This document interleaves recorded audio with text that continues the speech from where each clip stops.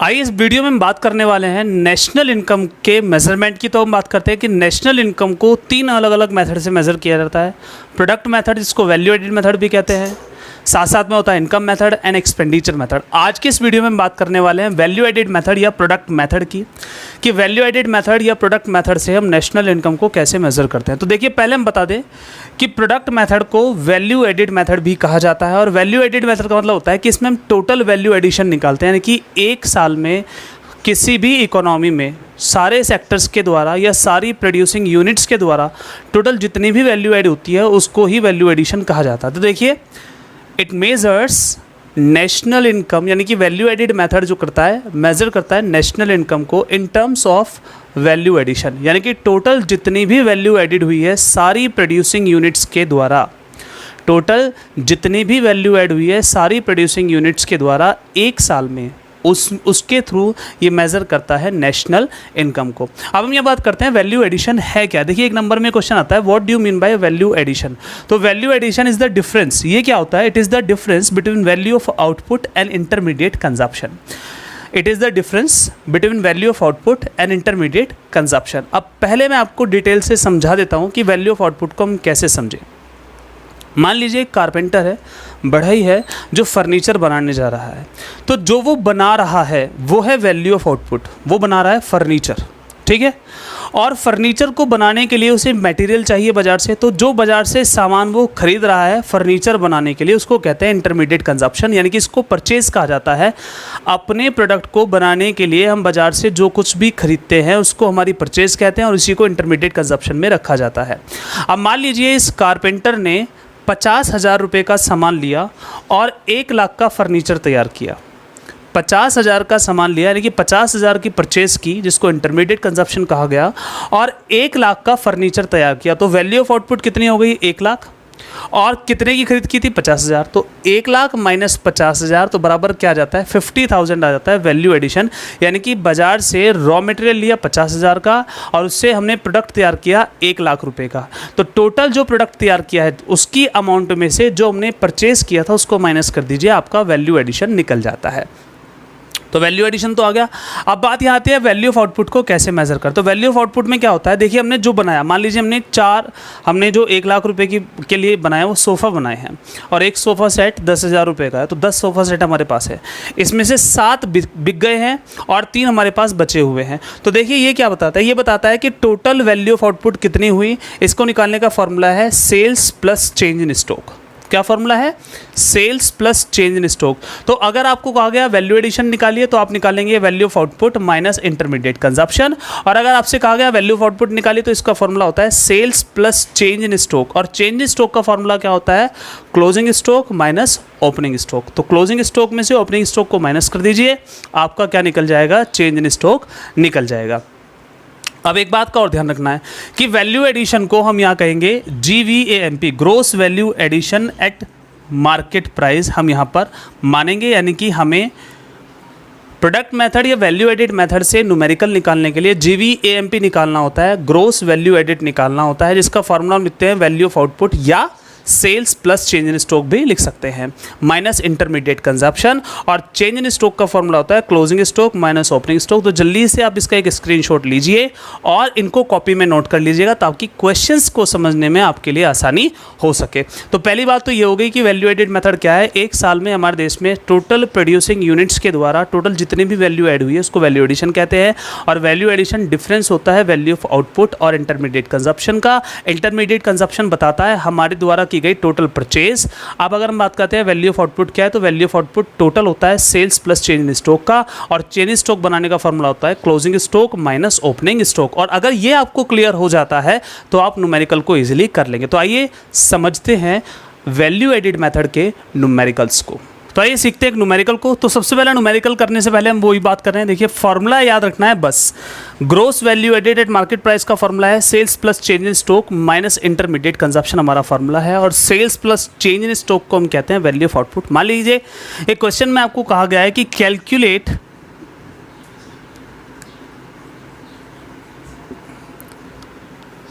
GVAMP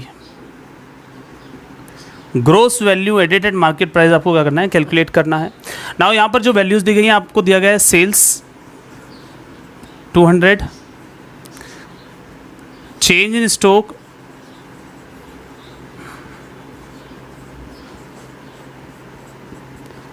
10, intermediate consumption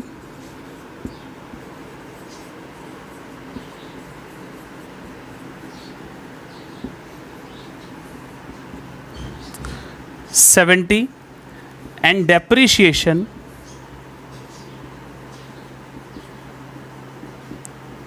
40 आपको यहाँ पर दिया गया है। अब एक बात आपको ध्यान रखनी है कि आपको क्वेश्चन में क्या वैल्यूज़ दी गई है इनका कोई फ़र्क नहीं पड़ता, फ़र्क ये पड़ता है कि आपको आपके फॉर्मूले के लिए क्या चाहिए।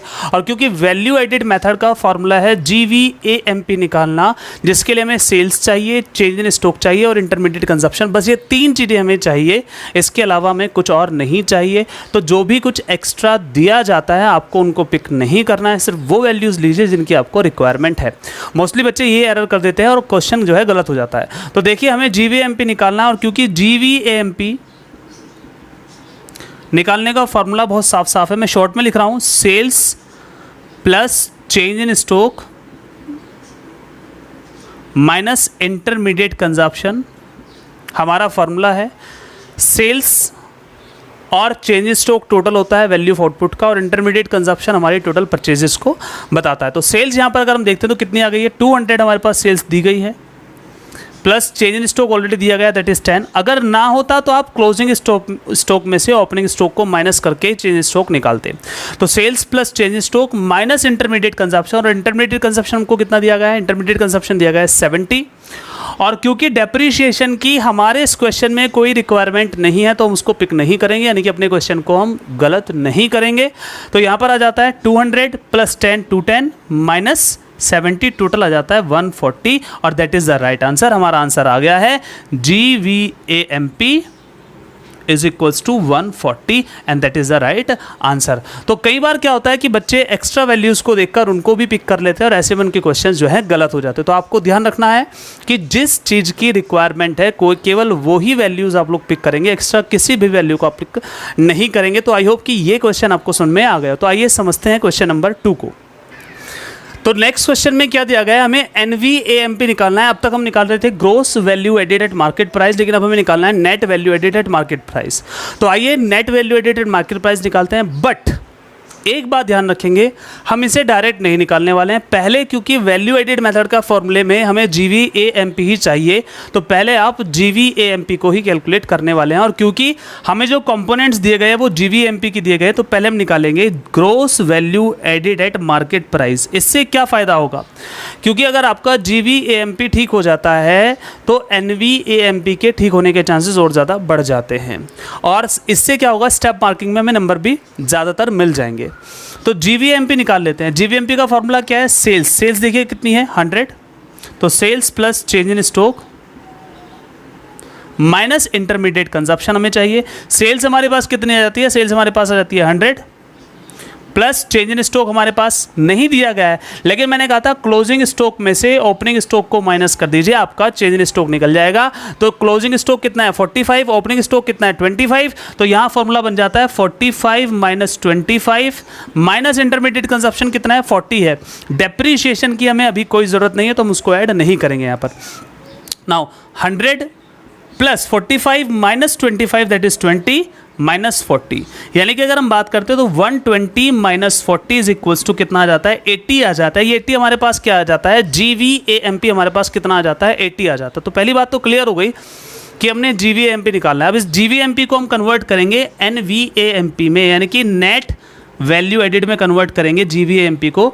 तो बस आप सिर्फ एक बात ध्यान रखना कि नेट और ग्रोस का डिफरेंस होता है डेप, और नेट निकालने के लिए ग्रोस में से डेप माइनस करना होता है। मैं फिर से रिपीट कर देता हूं कि नेट और ग्रोस का डिफरेंस होता है डेप, और नेट निकालने के लिए ग्रोस में से डेप आपको माइनस करना है। तो जैसे ही आप डेप माइनस करेंगे तो ये ग्रोस वैल्यू नेट में कन्वर्ट हो जाएगी। तो हमारे पास ग्रोस वैल्यू कितनी थी 80 और डेप हमारे पास कितना दिया गया है 12, तो कितना आ जाएगा 68 आ जाएगा। That is the right answer, यानी कि हमारे पास NVAMP आ जाता है 68 and that is the right answer. तो आई होप आपको समझ में आ गया है कि आप नेशनल इनकम का कोई भी न्यूमेरिकल करें, उसे प्रोडक्ट का जो जिस भी मेथड का जो फॉर्मूला दिया गया है पहले उसी से सॉल्व करें, डायरेक्ट लार्ज फॉर्मूला ना लगाएं, उससे एरर के चांसेस बढ़ जाते हैं। तो प्रोडक्ट मेथड का फॉर्मूला है GVMP is equals to sales plus change in stock minus intermediate consumption. तो हमने इसी फॉर्मूले से पूरा क्वेश्चन जो है सॉल्व कर दिया है। आइए एक और लास्ट क्वेश्चन समझते हैं इस मेथड को क्लियर करने के लिए। तो आइए समझते हैं हमारा third and last question of the video. यहाँ क्वेश्चन जो दिया गया है वो थोड़ा सा देखने में हमें टफ लग सकता है, लेकिन क्वेश्चन बहुत आसान है अगर आप इसको समझेंगे। इस क्वेश्चन में हमें क्या निकालना है? हमें निकालना है GDP-MP, gross domestic product at market price निकालना है। और अगर हम बात करें, अगर वैल्यू एडिड मेथड दिया गया है तो वैल्यू एडिड मेथड में GDP-MP is equals to GVAMP by all firms, यानी कि जितनी भी फर्म्स हैं टोटल फर्मों के द्वारा टोटल जितनी भी ग्रोस वैल्यू एडिड हुई है उसको टोटल कर दीजिए, आपका GDP-MP निकल जाएगा। यानी कि बात वही आ जाती है कि पहले हमें GVAMP निकालना है, और प्रोडक्ट मेथड का रूल वही है कि GVAMP निकालना है, क्योंकि इसमें भी हमें सेल्स दी गई है। अब GVAMP निकालना है तो कितनी फर्में यहाँ पर दी गई हैं? यहाँ पर दी गई है फर्म ए और यहाँ पर दी गई है फर्म बी, यानी कि दो फर्में यहाँ पर दी गई हैं, फर्म ए फर्म बी। तो हम निकालेंगे GVAMP ऑफ ए, यानी कि ए का GVAMP निकालेंगे तो sales by A plus change in stock by A minus intermediate consumption by A, ये हमें लेना होगा। याद रहे आप फुल फॉर्म में लिखेंगे, शॉर्ट फॉर्म नहीं लिखेंगे। मेरे पास थोड़ा स्पेस कम है इसलिए मुझे यहाँ पर ऐसे लिखना पड़ रहा है। अब ध्यान रखें ए ने कितना सामान बेचा, तो यहाँ पर आपको बहुत सारी चीज़ें ध्यान रखनी हैं। सेल्स दो तरह की होती है, एक अपने देश में और एक देश के बाहर। तो जो देश में सेल हो रही है उसको कहते हैं डोमेस्टिक सेल्स, और जो बाहर हो रही है उसको कहते हैं एक्सपोर्ट। तो जब दोनों को टोटल कर देते तो सेल्स बन जाता है। तो याद रहे अगर सेल्स क्लासीफाई करके दी गई है, या तो सेल्स लिखा हुआ है पूरा कोई दिक्कत नहीं, लेकिन अगर सेल्स को अलग अलग कैटेगरी में डिवाइड किया गया है, जैसे ए ने बी को बेच दिया है, ए ने हाउस होल्ड को बेच दिया है, ए ने एक्सपोर्ट कर दिया, तो समझ लिए सेल्स अलग अलग दी गई है। आपको सभी सेल्स को क्या करना है? कंबाइन करना है। तो स्टेप बाय स्टेप देखकर चलेंगे, ध्यान रखना। ए ने एक्सपोर्ट किया, एक्सपोर्ट का मतलब होता है बेचना, तो ये भी सेल्स हो गई, ठीक है। बट अभी पिक नहीं करेंगे, क्या पता कंबाइन सेल्स दी जाए। सेल्स लिखा होना चाहिए सेल्स बाय ए, किसे? ये नहीं लिखा होना चाहिए। देखो दोनों में डिफरेंस है। सेल्स बाय ए ने बेचा, किसे बेचा? क्लासीफाइड नहीं है, तो यानी कि पूरी सेल्स है। बट अगर सेल्स अलग अलग करके दी गई है, sales to A, sales to B, इस तरह से दी गई, तो समझ लीजिए आपको सभी सेल्स को उठाना पड़ेगा। तो पहली बात देखिए, ये है सेल्स, एक्सपोर्ट बाय ए ने एक्सपोर्ट किया, यानी कि ए ने सेल्स की। इंटरनेशनल सेल्स को कहा जाता है देश से बाहर। तो पहली बात तो एक्सपोर्ट आ जाएगा, कितना है? 20, बाद में पिक करेंगे। इम्पोर्ट का मतलब होता है खरीद, खरीद मतलब इंटरमीडिएट कंजप्शन। बस ध्यान रखना है, इंटरमीडिएट कंजप्शन को किसी भी फर्म के द्वारा की गई खरीद भी कहते हैं, और इंपोर्ट का मतलब होता है खरीदना। अब देखिए सेल्स टू हाउस होल्ड, अब ए ने हाउस होल्ड को बेचा, अलग कैटेगरी है। ए ने इंटरनेशनल लेवल पर बेचा, अलग कैटेगरी है। ए ने बी को बेचा, अलग कैटेगरी, यानी कि सेल्स अलग अलग दी गई है, तो सबको हमें कंबाइन करना होगा। तो देखिए पहले सेल्स लेते हैं। सबसे पहले एक्सपोर्ट किया, कितने रुपए का किया? 20 करोड़ का एक्सपोर्ट किया, तो सेल्स आ गई। प्लस इंपोर्ट खरीद है, खरीद बाद में लेंगे कोई नहीं। Sales to household by A ने हाउस होल्ड को बेचा, कितने करोड़ का? 90 करोड़ का सामान बेचा। सेल्स टू बी को बेचा, किसने बेचा? ए ने। यहाँ पर भी ए बेच रहा है, यानी कि अब तक टोटल जो सेल कर रहा है वो ए कर रहा है। ए ने बी को बेचा, कितने का बेचा? 40 का। Now sales to A by B, अब बी ने ए को बेचा, यानी कि ये सेल्स नहीं है। Sales to household by B, ये भी नहीं है। तो देखिए सेल्स कितनी आ जाती है? टोटल सेल्स आ जाती है ये, plus change in stock. Change in stock कितना दिया गया है यहाँ पर? तो अगर हम देखते हैं चेंज इन स्टॉक यहाँ नहीं दिया गया है, 0 मान लेंगे। जो नहीं दिया गया इसको 0 कंसिडर कर लेंगे। अब आता है इसकी खरीद, कितना खरीदा? तो देखिए इंपोर्ट किया इन्हें, इंपोर्ट करना मतलब इन्हें खरीदा, कितने का इंपोर्ट किया? -50। अब देखते हैं किसी और से भी खरीदा है क्या, तो ये तो बेचा है, ये भी बेचा है। अब आप गौर से देखिए, sales to A by B, B ने ए को बेचा, तो ए ने तो खरीदा है ना, बी ने ए को बेचा तो ए ने क्या किया है? खरीदा है। तो ये क्या है? ए की परचेज है, कितनी है? 30। और देखो और नहीं है। तो अब हम बात करते हैं टोटल, यहाँ पर आप ध्यान दीजिए, अगर इसका टोटल करते हैं तो आता है 150। प्लस 0 है चेंज इन स्टॉक, माइनस 80 है इंटरमीडिएट कंजप्शन। अगर हम टोटल कर लेते हैं तो कितना आ जाता है 70 करोड़।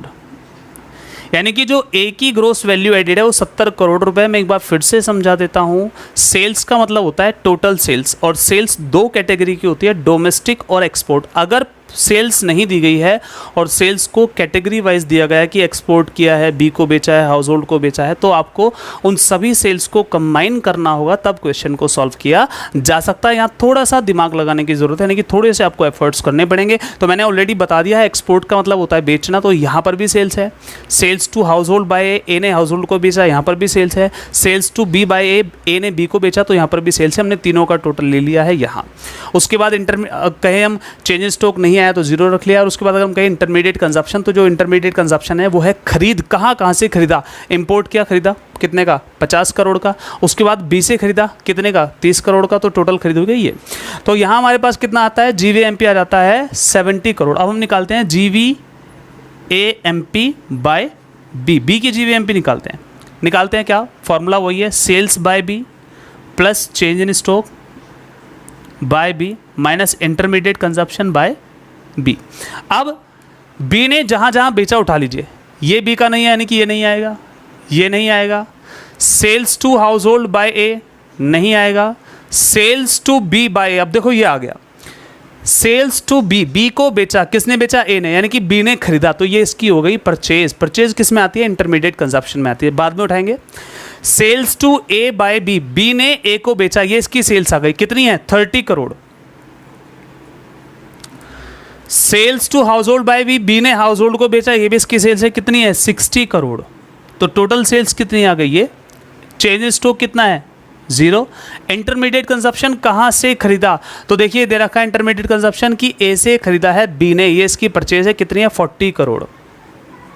टोटल कर लेते हैं 90 crore minus 40 crore is equals to 50 crore, that is 50 crore.